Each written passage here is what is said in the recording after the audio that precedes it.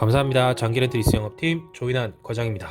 요즘 가장 핫한 중형 세단 그리고 사전계약 16,000대라는 역대급 기아 자동차 지표를 가지고 있으며 3세대로 출고되어 1세대의 영광을 다시 찾고자 하는 K5DL3의 간단한 소개와 시승기를 진행해 보도록 하겠습니다. 사실 2015년에 출시되었던 2세대 K5 그리고 그 전에 K5도 있지만 다소 밋밋한 디자인 때문에 기대에 미치지는 못했죠. 그 후 4년이 지난 지금 3세대 K5가 풀체인지로 등장하게 되었습니다. 소나타 신형 모델이 등장했을 때와는 확실히 다른 분위기로 시작을 하고 있죠. K5의 경우에는 사전 예약을 통해서 옵션과 디자인이 공개되었을 때부터 호불호가 없는 차량, 그리고 즉 완벽히 장점만 주목되고 있는 K5 3세대 모델이라는 생각이 들었고요. 소나타는 개인적인 생각입니다만 약간은 난해한 디자인 또는 호불호가 쉽게 드러나는 디자인으로 출시가 되어서 트렌드로 인식하게 되는 데는 시간이 조금 걸리게 한 부분도 있죠. 3세대 K5 DL3 시승 차량을 제가 도로에서 주행을 하면서 느끼지만 많은 분들이 주목하고 있음을 쉽게 확인할 수가 있었습니다. 특히나 외관은 굉장히 하이테크하면서 젊은 느낌을 담고 있죠. 왜 20, 30대 고객님들이 사전 예약의 50% 이상을 차지하는지를 이해할 수가 있습니다. 엔진 라인업은 1.6 가솔린 터보, 2.0 가솔린, 2.0 LPI, 그리고 2.0 하이브리드로 4가지로 나누어지고요. 신형 소나타와 동일하죠. 천천히 가격표를 참고하시면 되고요. 오늘 시승한 모델은 3세대 K5 DL3 1.6 터보 모델 중 가장 상위 모델인 시그니처 등급의 거의 풀옵션 모델입니다. 차량 기본가 3,141만원, 크렐 사운드 59만원, 드라이브 와이즈 74만원, 유보 내비게이션 93만원, 파노라마 썬루프 118만원, 스마트 커넥트 59만원, 보조 배터리 28만원, 헤드업 디스플레이 74만원을 다 포함해서 총 차량가가 3,646만원입니다. 이 차량에서는 스타일 옵션을 빼고 다 포함되어 있다고 생각하시면 되고요. 스타일 옵션은 아시다시피 피넬리 타이어와 전면 가공 휠이 들어가 있습니다. 외장 색상은 요트 블루에 내장 색상은 새들 브라운이고요. K5의 외장 색상은 6가지로 나누어지는데 스노우 화이트 펄, 스틸 그레이, 인터스텔라 그레이, 오로라 블랙 펄, 그래비티 블루, 요트 블루까지 있고요. 그래비티 블루는 2.0 가솔린, LPG, 하이브리드 전용 색상이고요. 요트 블루는 1.6 터보 전용 색상입니다. 내장 색상은 새들 브라운과 블랙으로 구분이 되고요. 저희 영업팀에서 가장 많이 출고되는 색상 조합은 인터스텔라 그레이의 검정 또는 스노우 화이트 펄의 새들 브라운이 인기가 가장 높았네요. 그럼 시작해 보겠습니다. 전면부를 한번 살펴보시죠. 처음에 이 차량 전면부를 보았을 때는 1세대와 2세대를 확실히 벗어난 느낌이다라는 생각이 들었고요. 이젠 확실히 호방한 느낌의 그릴을 가진 중국 내수형 세단이나 유럽형 세단이 아닌 세련된 느낌이 강해졌죠. 그리고 북미 시장의 머스탱을 잡을 수 있을 것 같은 느낌으로도 보여지더라고요. 전면부는 굉장히 스포티한 느낌을 담고 있습니다. 그릴과 라이트 라인의 경계를 지워버리고 마치 스포츠카라는 인상을 쉽게 나타내고 있죠. 기존 K5 모델보다 전체적으로 차고가 20mm 정도 낮아졌다고는 하지만 앞부분을 날렵하고 와이드하게 구성을 잘 해서 그런지 아주 넓게 보이네요. 그리고 타이거 노즈 그릴은 역동적인 디자인의 가장 중요한 포인트로 보이기도 합니다. 그리고 내부를 보시면 상어 껍질이라고 불리는 샤크스킨 그릴 패턴을 넣어서 더욱더 강렬한 이미지를 담고 있죠. 개인적으로 그릴의 끝부분이 도약하는 상어의 팔처럼 보이기도 하네요. 그리고 전면부 디자인 부분에서는 확실히 터보 전용 색상의 요트 블루나 스노우 화이트 펄에서 더욱더 멋지게 표현이 되고 있다라는 생각이 들었습니다. 화이트 펄 색상도 영상으로 한번 살펴보시죠. 그릴 센터 쪽에는 전방 카메라가 들어가 있고요. 헤드라이트를 보시면 3개의 LED로 구성된 전체적으로 디자인을 보면 부족한 느낌이 들지 않는 구성입니다. 헤드라이트의 상향과 하향 등화 영상도 살펴보시는데요. 보통 안개등이나 헤드라이트를 4점식으로 만들기를 참 좋아하는 기아 자동차가 이번에는 3점식으로 만들었죠. K7의 4개 라이트보다는 1개 부족하게 만들어진 건 사실이지만 디자인적으로는 불편한 점이 없죠. 날카로운 주간주행 등의 형상은 확실히 시선을 사로잡기에는 충분합니다. 바이탈 사인 또는 하트비트 그래픽을 그대로 적용을 하였는데 라이팅 기술 면에서 기아 자동차가 확실히 발전한 느낌을 주고 있죠. 그리고 이렇게까지 만들 수 있을까라는 생각을 할 정도로 놀랍게 느껴지기도 합니다. 뭐 등화 영상도 살짝 보시는데 느낌은 확실히 좋죠. 방향지 시등 영상도 한번 보실게요. K7도 이렇게 만들었으면 좋지 않았을까라는 생각도 들게 합니다. 다양한 각도에서 살펴보는데 참 마음에 드는 부분이죠. 움직이는 차량의 라이트 라인도 천천히 한번 보실게요. 사이드 쪽에서 전면을 바라볼 때도 확실히 디자인 쪽으로는 고심을 많이 한 차량이다라는 생각이 들죠. 그 하단을 좀 보시죠. 앞범퍼 끝단 쪽에는 에어 인테이크 덕트가 있고요. 에어 커튼이라고도 하는데 타이어 안쪽으로 공기가 들어가서 브레이크 쿨다운 역할을 하고, 바깥쪽으로는 이제 나가는 공기들이 외부에서 휠하우스 안쪽으로 공기가 들어가지 못하도록 차단하는 역할도 잘 하겠죠. 디자인은 나름 괜찮고요. 이 디자인이 그 카나드 윙을 재해석했다라는 이야기도 많이 들었었는데, 예전 BMW의 AC 슈미츠의 파트로도 기억이 나고, 카나드 윙은 보통 100분의 1초를 다루는 그 레이싱카에서 많이 활용되고 있죠. 하단부에는 센터를 보시면 반자율 주행 기능을 도와주는 전방 레이더 센서도 확인할 수가 있는데, 전방의 차량을 감지해서 차간 거리를 유지시켜주는 중요한 센서라고 생각하시면 되고요. 이게 위치상 센서 커버 쪽으로 아무래도 하단에 있으니 이물질이 잘 묻어날 것 같아서 조금 걱정되긴 하는데요. 아직까지도 뭐 출고하신 저희 고객님들은 별다른 불만사항은 없으시더라고요. 본인 라인을 한번 보시죠. BMW F10처럼 모아주는 형태처럼 되어 있으나 접점으로 만나진 않죠. 전체적인 균형감을 중시하기 위해서 여기서는 특별한 포인트를 만들진 않았습니다. 그리고 기아 엠블럼이 저는 오히려 디자인을 조금 어지럽게 한다는 생각이 들기도 하네요. 차라리 후면부에만 위치를 시켰거나 하단으로 조금 내렸으면 어땠을까라는 생각도 해보게 됩니다. 사이드를 한번 보시죠. 사이드만 놓고 보면 쿠페형 디자인으로 상당히 날렵한 느낌을 보여주고 있죠. 그리고 이번 3세대 K5는 패스트백 스타일로 만들어졌는데 동급 최대의 휠 베이스로 적용이 되어 있습니다. 패스트백의 전형적인 디자인인 A7과의 비율을 그대로 맞춘 듯한 느낌도 있고요. 확실히 롱 노즈 그리고 숏테일의 형태를 잘 지킨 사이드라인의 비율입니다. 전면과 후면의 유니크한 디자인 대비해서는 조금 아쉽다고 느껴지기도 하겠지만, 휠 형상을 다양한 것과 더불어 후면부 트렁크 라인의 여러 소재 적용으로 만족감을 높인 것도 있죠. 사이드 라인의 중심인 K5 터보의 휠의 형태 한번 보시죠. 5개의 포크 타입의 18인치 휠은 예쁘게 만들어진 것은 맞죠. 다소 심심한 느낌이 있는 것도 사실이고요. 타이어는 피렐리 피제로 올 시즌 타이어를 장착하고 있고, 사이즈는 235, 45, 18인치를 사용하고 있습니다. 소나타 센슈어스도 동일한 타이어를 쓰고 있고요. 도로를 잃는 소음 정도도 훌륭한 편이긴 하지만 젖은 노면에서의 제동력이 나름 괜찮은 수준의 타이어로 인지되고 있죠. 이게 단점이라고 한다면 이게 지우개라는 별명이 있어서 다소 빨리 닳아버린다라는 단점도 가진 타이어이기도 합니다.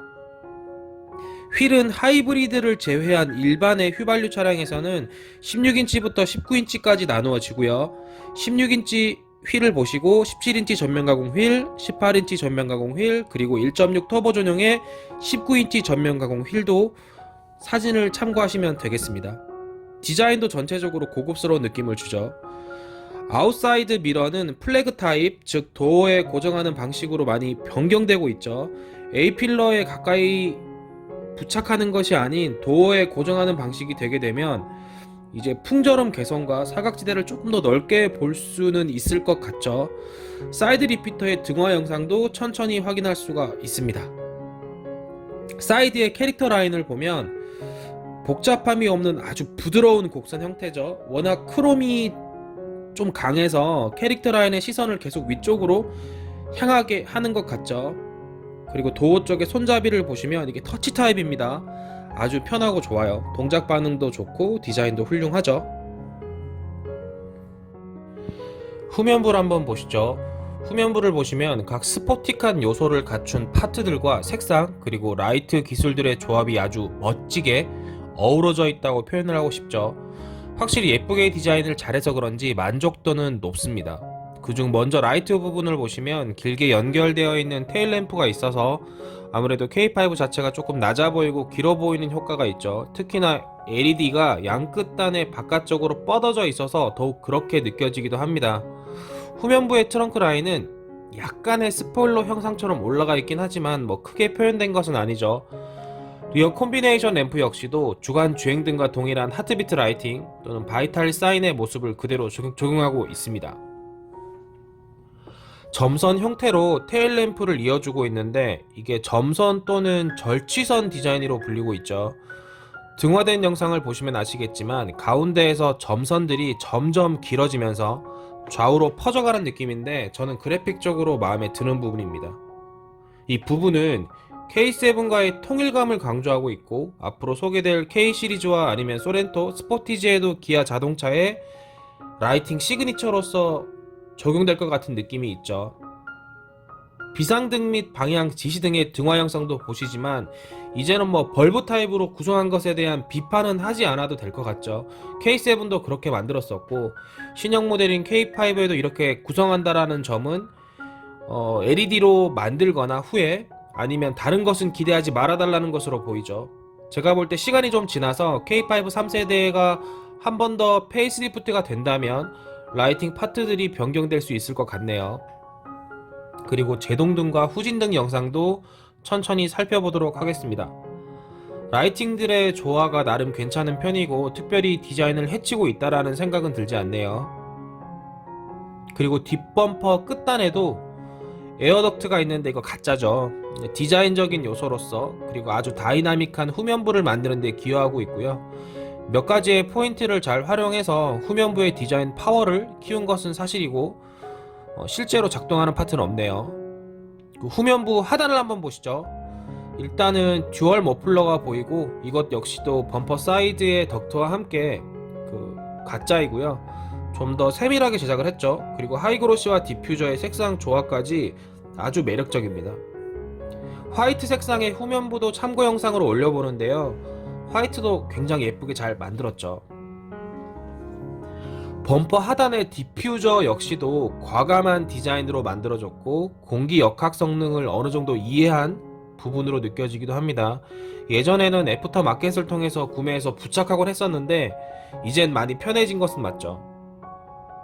A 필러부터 해서 크롬 장식이 리어 글라스와 트렁크 중단까지 이어져 있어서 더욱 패스트백의 느낌을 잘 살려주고 있죠.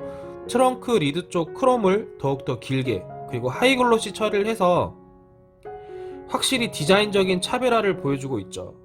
폭스바겐의 아테온처럼 이거 리어 글라스와 함께 열리는 타입은 아니고요. 영상에서 보시는 것과 같습니다. 썬팅이 조금 안 돼 있어서 경계가 조금 모호하긴 하지만 비슷한 색상 톤의 그 틴팅이라면 디자인 느낌은 확실히 극대화될 것 같죠. 머플러의 실제 위치도 한번 영상으로 참고하시면 되겠습니다. 트렁크 공간도 한번 살펴보시죠. 트렁크를 오픈할 때는 후방 카메라 옆에 버튼을 누르시면 되고 리프트가 좋아서 그런지 개방감이 훨씬 더 시원하게 이루어집니다. 사실 트렁크 공간은 일반의 중형 세단이 구현할 수 있는 수준이고요.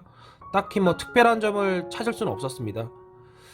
아는 기아 담당자분이 있는데 이분 말씀이 트렁크 내부의 마감들이 조금 개선되었다고 하던데 저는 잘 모르겠더라고요. 그리고 트렁크 상단부의 스피커와 마감들은 커버류만 좀 잘 덮어줘도 괜찮을 텐데 라는 아쉬움이 좀 있긴 합니다.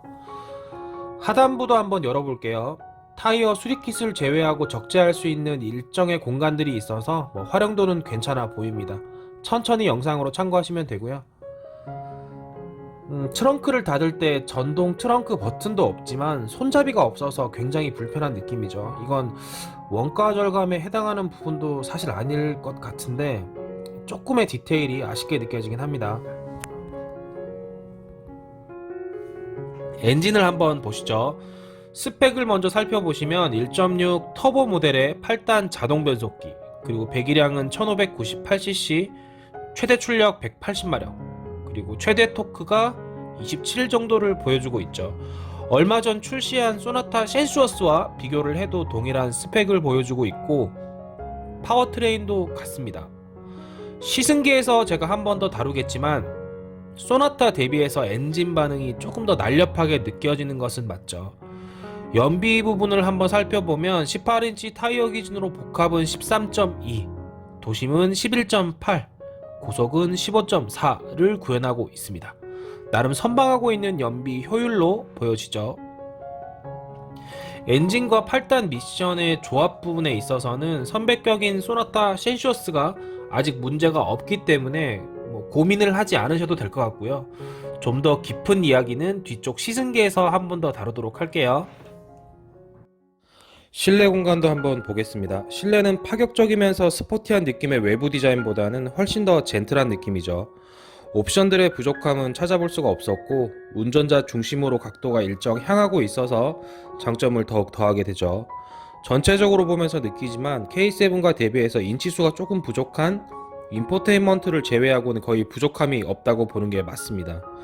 실내에서 여러가지 포인트 중에 3가지 정도를 굳이 장점으로 본다고 하면 첫 번째는 12.3인치 대형 클러스터 계기판, 그리고 10.25인치 내비게이션, 마지막으로 전자식 변속 다이얼이 되겠죠. 실내는 야간에 촬영을 해보았을 때 더욱 예쁘게 느껴지긴 하더라고요. 영상을 천천히 살펴보도록 하겠습니다. 굳이 실내 단점을 꼽는다고 하면 물론 저만 그렇게 느낄 수도 있겠지만 내장 파트의 주변과 스위치가 조금 광범위하게 블랙 하이그로시로 적용되어 있어서 지문과 먼지가 꽤 쉽게 남겨지고 있다는 생각이 들었습니다. 스마트 모빌리티를 지향하는 K5의 실내는 너무나 좋은 옵션들이 많아서 많은 차량을 경험하는 저에게는 조금 익숙할 수는 있겠지만 3년 이상의 텀으로 차량을 교체하시는 분들에게는 놀랄만한, 그리고 공부를 좀 많이 해야 할 것 같은 옵션들이 많아졌죠. 스티어링 휠을 보시죠. D컷 스티어링 휠을 적용했죠. 1.6 터보 전용으로 스포티하게 만들어준 부분은 제네시스 G70이 닮아야 할 부분이 아닐까라는 개인적인 생각도 들고요. K5에서 음성인식 기능은 굉장히 큰 편의점을 가지는데 이건 제가 내비게이션 파트에서 설명을 한 번 더 드리겠습니다. 보통 이상의 옵션과 느낌, 그리고 림의 두께와 그립감 등을 보시면 스티어링 휠이 굉장히 잘 만들어졌다라는 걸 알 수가 있고요. 패들 시프트의 위치도 천천히 영상으로 보실게요. 각 라이팅과 와이퍼 조절기도 굉장히 깔끔해지고 예뻐졌죠. 스티어링 휠의 조절은 전동 텔레스코픽 타입은 아니고요. 수동 레버로 스티어링 휠의 위치를 바꿀 수가 있습니다. 계기판을 보시죠. 이번 계기판은 풀 LCD 타입으로 되어 있고 2가지 테마를 제공하고 있죠. 테마 A의 경우에는 기본 드라이브 모드에 따라 특색 있는 그래픽 스타일을 보여준다라고 생각하시면 되고요. 테마 B는 아날로그 형태를 디지털로 보여주면서 날씨나 시간에 따라 배경화면이 변경된다라고 생각하시면 됩니다. 테마 B의 경우에는 날씨로 따지면 맑음, 흐림, 비, 눈의 상황에서 4가지로 표시가 되고요. 시간에 따라서는 밤, 낮, 일출, 일몰의 4가지로 표시가 되고 있습니다. 환경 변화에 따라 자동적으로 바뀌는 12.3인치 클러스터로 운전의 즐거움과 그리고 계기판의 몰입감을 높여주는 기술이죠. 변속을 하면서 화면 변화가 어떻게 이루어지는지도 천천히 보실게요. 차량 설정에서 계기판을 선택하시고 클러스터 디자인을 변경할 수가 있습니다. 그리고 메뉴를 통해서 헤드업 디스플레이나 다른 설정들도 변경이 가능하시죠. 각 주행 모드별로 계기판을 변경해보고 있는데 테마 A에서 특히나 스포츠 모드라면 붉은 화면이 등장해서 가속감을 좀 키워줄 것 같은 느낌이 강했는데 이번 K5는 화이트의 모습이죠. 계속 보니 더욱 예쁘게 느껴지긴 하더라고요. 그리고 계기판에서는 차로 변경 시에 후측방 모니터를 지원하고 있습니다. 안전 사양으로서도 그리고 아주 편한 모니터 기능은 차량에 익숙해질수록 편안하게 계기판으로 시선이 고정되죠. 운전 사각지대를 커버하고 있기 때문에 만족도는 더욱 높아질 것으로 보입니다. 그리고 제가 느끼기에는 K7보다 화질 개선이 된 것 같은 또렷한 느낌이 있네요. 내비게이션을 보시죠. 10.25인치 와이드 타입 고해상도 인포테인먼트 패널을 적용하고 있고 테두리 부분이 하이그로시로 약간은 두툼하게 보이기도 하죠. 그리고 볼륨 조절과 전원 버튼만 아날로그 타입으로 구성을 해두었고 주변의 버튼들을 제가 눌러보고 있는데 작동은 괜찮습니다. 그리고 지도를 2분할로도 활용해서 볼 수가 있고요. 대기 화면에서는 공기질도 알려주네요. 아주 스마트한 기능이죠. 그리고 경로 관련된 메뉴들을 한번 살펴보고 계신데요. 동작은 잘 되고 특별한 것은 없습니다. 경로 검색으로 유보로 경로 요청을 해보고 있는데요. 나름 잘 되는 것을 확인할 수가 있죠. 확실히 지도가 넓어서 보기는 편합니다. 전체 메뉴를 보시면 기아차답게 조금 예쁘게 아이콘들을 만들어 두었죠. 음성 메모 기능도 있고요. 공조 정보를 통해서 워시액 연동, 외부 공기 유입 방지, 결로 발생 저감, 그리고 오토 디포그 등의 기능도 지원하고 있음을 알게 합니다. 운행 정보 기능을 통해서 급가속과 감속의 범위도 확인할 수가 있고요. 사운드를 보시면 다양한 설정과 노이즈 조절 메뉴가 있네요. 자주 쓰는 기능이 있다면 개인화 설정을 통해서 하실 수도 있고요. 차량 설정을 보실게요. 헤드업 디스플레이 및 운전자 보조, 드라이브 모드, 공조, 라이트까지 다양하게 조절할 수가 있습니다. 천천히 영상을 보시면 되고, 첨단화된 기능들은 모두 다 그 내비게이션에서 조절할 수 있고 변경할 수 있다는 것은 참 마음에 들죠. 특히나 그 커스텀 드라이브 모드를 통해서 파워트레인이나 스티어링의 감도를 설정할 수가 있습니다. 음성인식 기능을 통해서 내비게이션과 대화를 할 수 있는 수준이라는 것은 굉장히 놀랍죠. 사실 스마트폰에서는 다양한 기기와의 협업이나 소통이 잘 되었던 것이 차량에는 조금 늦게 접목되고 있다라고 말씀을 드릴 수도 있지만, 그래도 발전을 많이 한 것은 사실이죠. 창문을 닫고 열고 하는 영상들도 천천히 보실게요. 공기청정 모드와 공조 장치도 카카오 I를 통해서 쉽게 제어가 가능하죠. 공기청정 기능을 실행합니다. 빌트인 캠은 주행 중 전 후방 카메라를 통해서 영상을 기록하고 내비게이션 화면을 통해 영상을 확인하거나 스마트폰으로 전송할 수 있는 영상 기록 장치입니다. 강제로 타임랩스 녹화를 하셔도 되고 영상의 품질은 나름 괜찮은 편입니다. 계기판 및 디지털 키 등 다양한 메뉴들도 보고 계시고요. 드라이브 모드를 변경했을 때 계기판도 그렇지만 내비게이션에서도 변동되는 것을 화면으로 확인할 수가 있습니다. 자연의 소리는 이제 거의 시그니처 같은 느낌으로 적용하고 있죠. 천천히 한번 들어보시죠. 운전석 스마트 자세 제어 시스템이라는 것이 이번에 새로운 옵션으로 들어왔는데요. 내비게이션 화면에서 자신의 키, 몸무게, 앉은 키 정보를 입력하게 되면 해당 신체 조건에 최적화된 운전석 시트, 그리고 아웃사이드 미러, 헤드업 디스플레이 등의 위치를 추천을 해주죠. 나름 괜찮은 기능입니다. 저는 사실 잘 맞지는 않더라고요. 더욱 넓어진 디스플레이에서 전방 카메라와 후방 카메라도 한번 살펴보시는데요. 일단 후방 카메라는 어라운드 뷰를 포함하고 있고 10.25인치에서 시원하게 사각지대를 확인할 수가 있어서 마음에 드는 부분입니다. 그리고 오른쪽 그 작은 화면에서 플러스 마이너스 버튼을 통해서 어라운드 뷰를 확대, 축소할 수도 있죠. 그리고 마지막으로 잘 사용하진 않지만 그래도 전방 카메라 영상도 한번 볼게요. 화질은 괜찮죠. 송풍구 디자인이 꽤 인상적이죠. 꽤나 좋은 포인트들을 많이 찾아볼 수 있어서 이번 K5는 좀 둘러보는 재미가 있습니다. 이렇게 빗살을 넣어서 만들어 준 것은 기존 모델들과 확실히 차이점으로 나타내고 있죠. 헤드업 디스플레이는 잘 아시다시피 윈드실드 글라스에 입체감 있는 그래픽과 다양한 주행 정보를 투영시켜서 보여주죠. 그래서 운전자의 시선 이동을 최소화해서 안전한 운전을 도와주는 기능입니다. 이번 HDA에는 훨씬 더 많은 정보를 보여주고 있어서 운전자가 느끼기에 좋은 옵션을 선택했구나라는 뿌듯함을 주기도 하죠. HUD의 표시 정보는 띄워드리는 사진을 통해서 참고하시면 됩니다. 공조기를 한번 보시죠. 터치형 공조기 타입이고요. 지문이 잘 묻어나는 것을 제외하고는 다 괜찮습니다. 프론트와 리어의 유리습기 제거 버튼만 물리적인 타입이고요. 나머지는 감압식 터치 방식인데 조작감은 나름 괜찮습니다. 단 이게 손이 아니고 다른 파트로 버튼을 누르셔도 작동은 되더라고요. 공조기와 새로운 타입이라서 어떤 구성인지를 모르시는 분들이 꽤 있으시더라고요. 그래서 사진으로 보여드리고 한번 살펴보고 가도록 하겠습니다. K5는 어떤 파트라도 싫은 소리를 듣지 않기 위해 굉장히 집중하고 있다는 생각이 좀 많이 들었습니다. 이번 공조의 혁신적인 기능으로 보면 공기청정 모드가 스마트하게 동작한다는 것과 터널을 지날 때 내기와 외기 순환 모드를 제어하고 있어서 운전자에게 조금 더 쾌적한 공기를 만들어 내려는 노력을 많이 했죠. 특히나 그 공기청정 모드의 작동 방법이 어떻게 되는지도 잠시 보고 가실게요. 공조기 하단에는 슬라이딩 방식으로 되어 있는데 영상으로 보시죠. 12V 아울렛과 USB 단자, 충전 단자까지 하단에서 찾아볼 수가 있고, 충전 패드가 없어져서 이곳은 이제 계속 닫고 이용을 하거나 아니면 다른 수납 공간으로 이용을 하실 수가 있겠죠. 전자식 변속 다이얼 SBW는 정교한 디테일이 돋보이는 다이얼 타입 적용으로 편안한 그립감과 고급스러운 느낌을 주고 있죠. 제가 랜드로버 시승을 하면서 이미 경험했던 다이얼 방식의 기어 변속 레버고요. 이것이 8단 미션을 조절할 수가 있는데 생각보다 동작도 잘 되고, 그리고 소나타나 그랜저의 버튼보다는 저는 이게 더 마음에 드네요. 훨씬 더 물리적이라는 느낌이 좋다고 할까요?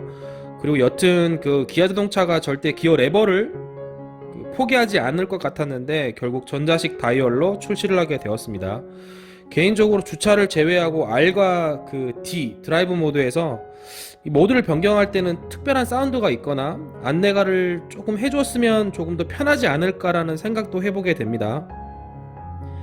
K5의 변속기 다이얼 주변을 보시면 이게 디자인 배치는 전체적으로 보면 제가 제일 마음에 드는 부분입니다. 직관적이고 튀지 않으면서 사용자를 배려하고 있죠. 그리고 드라이브 모드와 열선 시트, 통풍 시트, 각종 조절 버튼과 레버를 보시는데 스팅어와 아주 비슷하죠. 확실히 K5는 모든 옵션들을 보면 모든 차량의 장점 조합을 잘 섞어서 극대화했습니다. 열선과 통풍 시트의 경우에는 버튼을 올리고 내림으로써 통풍과 열선을 제어할 수가 있는데 굉장히 편리한 조작이죠. 그리고 뭐 보지 않고서도 촉감만으로도 통풍을 찾을 수가 있어서 아주 편하다는 생각이 들었습니다. 드라이브 모드 역시 조작하기는 아주 쉽죠. 그리고 스마트 주차 보조 버튼은 좁은 공간의 주차에서 큰 장점을 제공을 합니다. 그리고 휴대폰 무선 충전 공간을 보시죠. 제가 늘 바라던 타입인데요. 무선 타입으로 거치도 쉽고 충전도 잘 됩니다. 제 핸드폰이 갤럭시 S10 플러스 모델인데 부족함이 없죠. 그리고 혹시나 더 큰 핸드폰이 나온다고 해도 불편함은 없습니다. 쉽게 탈거가 가능하고, 그리고 장착하는 영상도 보시는데요. K5는 실내 옵션 부분을 고민하고 설계한 직원들을 모두 다 칭찬 받아도 충분하죠. 아주 잘 만들었습니다. 룸미러 타입의 하이패스가 아닌 상단 쪽에 다기능 스위치들과 함께 만들어져 있어서 굉장히 좋죠. 룸미러가 훨씬 더 얇아지게 됩니다. 셀토스에 적용한 장점들을 K5에도 제대로 이식한 느낌이 들죠. 빌트인 캠 컨트롤과 그리고 터치형 실내등도 있습니다. 동작은 아주 쉽고 잘 되죠. 앰비언트 라이트가 있고요. 주행 모드에 따라 컬러가 변경하게 되고 운전자의 감성적 몰입감이 향상된다고 하죠. 야간에 영상을 촬영을 해보았는데 세 군데로 구분이 되어 있고요. 여태껏 봤던 모델들 중에서는 가장 완성도가 높네요. 그리고 운전석 쪽에 화장거울을 보시면 오픈했을 때 실내등이 동작을 하죠. 이건 LED 타입으로 변경하시는 분들이 꽤 많아지겠네요. 동승석에 릴렉션 컴포트 시트도 어떻게 작동하는지도 한번 보겠습니다. 동승석 승객이 주정차 시에 피로를 덜 수 있도록 시트 위치를 만들어주는 건데요. 저도 해보니 좀 편하다는 생각은 들었습니다. 워크인 스위치에서도 동작이 가능하죠. 동승석 측면 조절 레버, 즉 워크인 스위치 동작과 함께 릴렉션 기능도 어떻게 작동하는지도 한 번 더 볼게요. 똑같습니다. 어떤 분들은 이걸 무중력 시트라고도 하시더라고요. 도어 쪽을 한번 보실게요. 일단은 전자석 모두 파워 윈도우를 채택하고 있고, 도어 쪽 옵션에 굉장히 인색했던 현기차인데 이번에는 많이 변화를 했죠. 앞창 1열 유리는 이중 접합 차압 유리가 적용되어 있고, 그리고 옆쪽으로 잠시 보면 그 검은색 손잡이 같은 것이 있는데 이게 차량 탑승 시에 문을 닫기에는 지문이 잘 묻어나는 것 같기도 하고, 뒷좌석에 앉아서 왼쪽 팔을 거치해 보긴 하고는 있는데 버튼이 눌러질까봐 약간 걱정이 되기도 하더라고요. 여튼 용도는 잘 모르겠습니다. 그리고 콘솔 박스의 저장 공간도 한번 보실게요. 조명이나 USB 단자는 중형 세단이면 옵션으로 넣어줬으면 했는데 아쉽게도 적용되진 않았고요. 그리고 물병을 가지고 최적 공간이 어떤지를 가늠해 보시길 바랍니다. 나름 괜찮은 편이라고 생각이 되죠. 시트를 전체적으로 보면 새들 브라운 컬러가 블랙보다는 조금 더 고급스러운 느낌을 만들어주죠. 시트의 착자감도 나름 괜찮은 편이고 탑승하면서도 불편한 느낌은 전혀 없습니다. 자동차 키를 한번 보시죠. 기존 모델과 대비해서 조금 더 달라진 디자인 그리고 기능들을 더했음을 알 수가 있고요. 사진으로 한번 참고하시면 될 것 같습니다. 그리고 이제 원격 유리창 닫힘 기능이 있는데요. 차량의 전원이 꺼진 상태에서 사진과 같이 1번 잠금 버튼을 3초 이상 누르게 되면 유리창이 닫히기 시작합니다. 그리고 출고하신 분들도 많겠지만 스마트폰에서 이용 가능한 디지털 키 등록 방법도 잠깐 올려드릴 테니 참고하시면 됩니다. 디지털 키를 통해서 개인화 기능 그리고 즉 차량에 관련된 모든 설정을 디지털 키를 소지한 사람에게 맞추어 설정을 해둘 수가 있죠. 아주 편리한 설정이 되겠습니다. 그 내용들도 잠깐 보실게요. 실내 썬루프를 보시면 자, 개방을 해보겠습니다. 동작은 잘 되고 있고 파노라마 썬루프라 개방감은 괜찮고요. 외부에서도 보시지만 그 주행 중에 잡소리나 특별히 불편한 점은 없었습니다. 전체적인 마감을 보면 K9에서 볼 수 있었던 조수석 쪽의 대시보드의 각진 형태 그리고 리얼루드는 아니지만 그 느낌을 잘 살려냈고 상단의 스티치와 메탈과의 조화가 아주 마음에 들죠. 그리고 한 등급 높은 모델인 K7의 실내가 이런 형태로 나왔어도 충분한 호평을 받았을 것이라는 생각이 들기도 합니다. 저는 한 끗 차이라는 생각이 들기도 하는데요. 실내 마감을 두고 등급의 중형 동급의 중형 세단들과 비교를 했을 때 아쉬움이 남는 레이아웃과 소재가 있다면 그 부분이 무엇인지를 잘 분석하고 접근했다라는 생각이 듭니다. 그 한 끗의 차이가 엄청나게 좋은 소재가 아니어도 기대치를 넘어서려는 노력 때문에 차량이 더 좋게 느껴지기도 하기 때문이죠. 뒷좌석 2열 공간도 한번 보실게요. 동급 최대 수준의 휠베이스 공간 그리고 전장이 50이나 늘어났고 기존 세대보다 전폭도 기존 세대보다 25 정도 늘어났다고 하죠. 기존 K5도 사실 부족하지 않은 2열 공간이지만 3세대 K5는 전혀 부족하지 않은 레그룸과 쾌적함을 더욱더 잘 보여주고 있습니다. 시트의 등받이 각도도 전체적으로 괜찮지만 시트 하단부가 상당히 편안한 길이를 보여주고 있죠. 새들 브라운이라서 더욱 예쁘게 느껴지기도 하고 시트를 상세하게 영상으로 보여드리고 있으니까 한번 참고해 보시면 되겠습니다. 차량 출시를 앞두고 디자인을 처음 보았을 때 그 C필러와 그 쇼트테일이라는 비율 때문에 2열이 조금 불편하지 않을까라는 생각을 하기도 했었습니다. 그러나 다행히 헤드룸도 좋았고 레그룸도 패밀리카의 이점을 담아내기에 충분한 공간이고요. 탑승해서 살펴보고 있는데 제가 키가 175 정도인데 부족함은 전혀 없었습니다. 2열 쪽 에어 벤트는 센터에 마련을 해두었고 앞좌석 센터 콘솔도 그렇지만 일정의 포인트를 공조기 디자인에 잘 적용을 해두었죠. 그리고 아울렛 한 개와 USB 충전 단자도 있죠. 하나는 아울렛이고 하나는 충전 단자라고 생각하시면 됩니다. 그리고 뒷좌석 손잡이 쪽을 보시면 개인 조명등이 있어서 모든 탑승자를 배려하고 있는 옵션도 찾을 수가 있죠. 도어 쪽을 보실게요. 수동 커튼이 있고요. 프라이버시 보호 그리고 틴팅과 함께 이용을 한다면 공조 효율과 자외선 차단 효과를 확실히 기대할 수 있죠. 중요한 것은 중형 세단에서 이런 수동 커튼이 있다라는 것이죠. 아주 칭찬할 부분입니다. 도어 쪽을 보시면 열선 시트는 2단으로 조절이 가능하고요. 특별히 사용하는 데 큰 문제는 없습니다. 그리고 암레스트 쪽을 살펴보실게요. 컵홀더가 2개나 마련이 되어 있고요. 특별한 것은 없고 그리고 암레스트를 내렸을 경우에는 스키 수루를 이용할 수가 있죠. 스키 장비나 긴 형태의 물건들을 쉽게 적재할 수가 있습니다. 총평을 한번 해보도록 하겠습니다. 먼저 효율 부분인데요. 고속 주행 시에는 확실히 공인 연비보다 우수한 17에서 18km/L의 수준급 연비를 구현을 합니다. 그러나 시내 일반 주행 속도로 60에서 70 정도의 일반 중저속 구간이라면 7에서 8 정도의 연비를 보여주더라고요. 아무래도 상온 3, 4도의 추운 조건일 수도 있고 운전자의 가속 질감과 관성주행 정도에 따라 달라지긴 하겠지만 3, 40분 주행 동안 그냥 준수하다 정도의 연비를 확인할 수가 있었습니다. 1.6 터보 엔진에서 8단 미션과의 조합이 괜찮아서 이 정도의 연비를 구현할 수 있지 않을까라는 생각도 해보게 되네요. 그리고 가속 부분에 대한 설명도 해볼 텐데 8단 미션 적용이라 7단 DCT와는 확실히 차별되는 특징이 있죠. 싱글 클러치이면서도 변속 간의 부드러운 반응을 보여준다는 것이 아주 인상적이었습니다. 또한 터보 모델에서 터보렉을 일정 경험했던 지난 모델들에 대한 차별점을 보여주고 있고요. 훨씬 더 즉각적이고 빠른 응답성을 보여주는 가속 느낌이었습니다. 스팅어에서 조금은 강하게 느꼈던 엔진 사운드를 K5 1.6 터보에서도 만날 수가 있어서 조금 신기하기도 했습니다. 고속 구간에서 스포츠 모드로 주행을 해보니까 엔진음이 귓속으로 명확하게 들리는 기분이 들었고, 엔진 가상 사운드는 더욱더 다이나믹한 주행감을 만들어내죠. 그리고 고속 주행 시에는 확실히 소나타와는 다른 느낌이에요.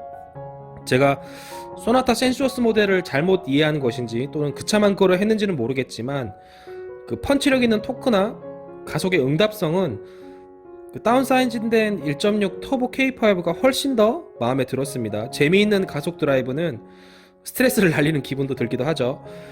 K5가 가진 터보가 가진 파워를 그 100%까지 활용할 수 있도록 구성한 엔진과 파워트레인이라는 것을 한 번 더 확인할 수가 있었습니다. 소음 진동에 대한 설명을 좀 드려볼게요. 소나타 센수어스와 대비해서는 다소 딱딱한 서스펜션 세팅이지만 불편하게 느껴지진 않았습니다. 요초를 여러 번 넘어서면서도 테스트를 해보고 있지만 노면 상황이 좋지 않은 곳에서 주행을 해보지만 확실히 노면의 상황을 다 잃는 듯한 그 하드한 세팅이었고요. 제가 이용하는 차량이 그랜저 IG인데 서스펜션이 다소 탄탄한 느낌을 주지만 충격을 흡수하고 롤링을 잡아주는 능력은 정말 좋다고 느꼈지만 이런 느낌들을 보면 K5와 그랜저 IG가 조금 비슷하다라는 생각도 들기도 하더라고요. 확실히 K7과는 다른 느낌입니다. 소음 부분에 대해서 제가 설명을 더 추가로 드려본다면 1열 유리, 즉 앞좌석 및 조수석 창문에 이중 접합률을 적용하고 있어서 동급 대비 다른 차량들과 대비해서는 조금 조용하다고 느껴지기도 했고요. 나름 괜찮은 피렐리 피제로의 노면 소음 억제 능력과 그리고 K7도 그렇지만 흡음재나 차음재를 다양하게 확대 적용하고 있어서 실내 공간으로 유입되는 소음을 줄여주고 있죠. NVH에 나름 집중하고 있다는 뜻으로 해석해도 될 것 같아요. 조향에 대한 설명도 드려볼게요. 조향 장치는 K5 1.6 터보에만 RMDPS가 적용되어 있어서 가속 레인지에 따라 스티어링 휠의 묵직함이 쉽게 변화하더라고요. 그리고 고속 주행 시에 굉장히 안정적인 측면을 느낄 수가 있었습니다. 거의 비슷한 사이즈긴 하지만 소나타보다 10mm 정도 길어진 그 전장으로 코너 진입 시 앞쪽을 따라 돌아가는 그 뒤쪽이 조금 무디거나 더딘 느낌이 있을 거라 생각했었는데 그런 건 전혀 없었고요. 앞바퀴의 빠른 코너인과 함께 뒷바퀴 역시도 빠르게 달라붙어서 코너 아웃을 하고 있더라고요. 아주 빠른 트랙이 있다면 꼭 한번 테스트해보고 싶은 차량이기도 했습니다.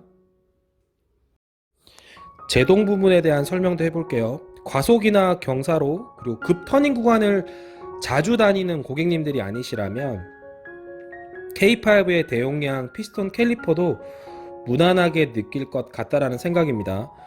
제가 이전 차량 시승기를 작성하면서 그 G70이었는데요. 1.6 터보 고속주행 중에 이 차량의 제동력을 테스트하기 위해서 여러 번 그 브레이크 시도를 해보았는데 약간은 밀린다라는 느낌은 들지만 평시에는 그렇게 불편할 정도는 아니었습니다. 첨단 기능도 한번 보시죠. 차량 키를 소지하지 않더라도 이제는 디지털 키를 통해서 도어 및 시동 제어가 가능해진 것은 참 편하고 좋은 기능이죠. 운전자를 포함해서 4명까지 디지털 키를 공유할 수가 있고 이용할 수가 있다고 합니다. 그리고 음성인식 차량 제어 기능이 있는데요. 음성 명령으로 창문, 스티어링 휠 열선, 그리고 시트 열선, 통풍, 뒷유리 열선까지 제어할 수 있다고 하네요. 괜찮죠? 특히나 에어컨 켜줘와 같은 직관적인 명령뿐만 아니라 시원하게 해줘, 따뜻하게 해줘, 이런 그 대화하듯 자연스러운 것들도 아주 쉽게 제어할 수 있다는 것은 K5가 많은 노력을 했다는 뜻으로 이해할 수가 있겠죠. 그리고 공기청정 시스템이 있어서 실시간으로 공기 상태를 모니터링해서 공기를 정화시켜 준다고도 제가 말씀을 드렸죠. 카톰, 가정의 조명, 에어컨 가스밸브 등 홈 IoT 기기의 작동 제어도 가능하다고 합니다. 그리고 하차 후에 최종 목적지 안내 기능이 추가되었는데 주차 위치에서 최종 목적지 도보로 이동하는 끝까지 유보 앱을 통해서 그 나의 위치와 최종 목적지의 위치를 안내한다고 하죠. 그리고 제일 좋아하는 기능 중 하나인 원격 스마트 주차 보조인데요. 스마트 키를 이용해서 차량을 전진, 후진, 이동 가능하게 해서 좁은 주차 공간에서 승하차가 힘든 곳에서 운전자 및 동승객에게 승하차 편의를 제공하고 있죠. 영상으로 한번 보시죠. 이 기능은 사실 제가 BMW에서 처음 출시되었을 때 굉장히 놀랬다가 이번 소나타에도 적용이 되어 있죠. 스위치에서 손을 떼게 되면, 버튼에 손을 떼게 되면 강한 브레이크가 잡히는데 그건 이해할 수가 있는 부분이죠.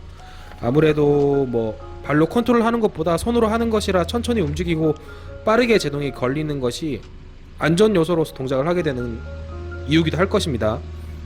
그리고 추가로 저는 그 기아 자동차가 앞으로 나올 다른 차량들은 이런 물리적인 큰 키가 아닌 카드키에서 이런 기능들을 좀 다 구현할 수 있도록 해줬으면 좋겠다라는 생각이 좀 듭니다. 주행하면서 안전 기능도 더욱 높아졌음을 알 수가 있는데, 특히나 어댑티브 크루즈 컨트롤이 30km 속도 이하에서 동작을 잘 하고 있고 정차와 출발을 알려주는 사인을 지원을 하고 있죠. 소나타보다는 한 수도 위인 것 같은 옵션 구성으로 보이기까지 합니다. 다양한 주행 안전 기능들이 있겠지만 전방 충돌 방지 보조, 그리고 후측방 충돌 방지 보조, 안전 하차 보조, 운전자 주의 경고, 전방 차량 출발 알림, 그리고 후방 교차 충돌 방지 보조, 첨단 기능을 다 열거하면 너무 많죠. 이번 3세대 K5는 소나타가 기존에 가지고 있던 원격 주차 기능들, 그리고 K7의 주행 안전 기능들을, 그리고 신형 그랜저가 가지고 있던 기능들을 조금씩 다 담아내고 있습니다. 그리고 이러한 반자율 주행 기능들은 현재 제가 주행하고 있는 그랜저 IG보다도 조금 더 좋더라고요.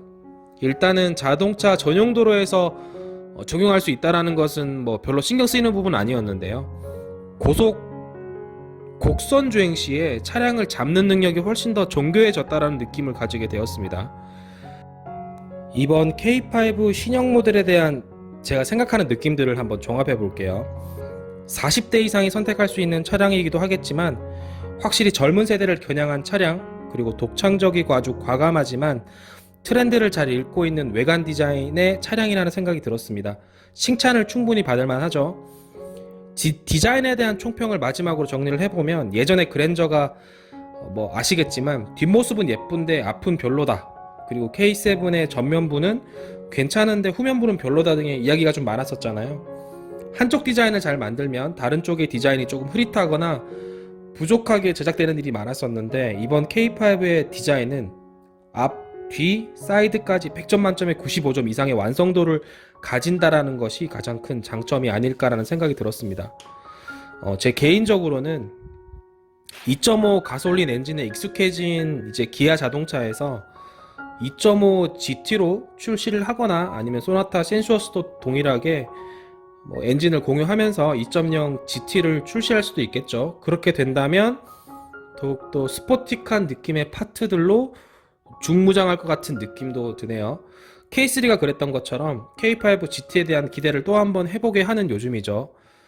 그리고 엔진에 따른 차량 선택 기준, 추천에 대해 설명을 좀 드려본다면, 아무래도 일반의 주행거리 연간 10,000km 이하를 주행하시는 분이라고 하면 굳이 넘치는 힘으로 고속주행을 자주 하지 않는 성향을 가진 분들이라고 한다면 당연히 2.0 가솔린에 멈추시면 되고요. 연비와 정숙성을 따지시는 분들이라면 가격 기준으로 나누어 조금 더 저렴하게 이용하고 싶다면 LPG, 조금 더 비싸더라도 옵션 가성비와 최신 기술들을 즐기고 싶다면 당연히 하이브리드겠죠. 그리고 고출력과 옵션, 색상이 주는 매력을 제대로 인지하신 분이라면 1.6 터보로 선택하시는 것이 맞겠죠. 말씀드렸던 모든 옵션과 최신 트렌드가 다 적용되어 있는 K5는 확실히 2-3천만 원 모델로 모든 가성비를 다 보여주고 있죠. 한동안 이 K5의 판매고는 계속 높아질 것으로 예상이 됩니다. 이상으로 마치겠습니다. 장기네트 리스 영업팀 조인한 과장입니다.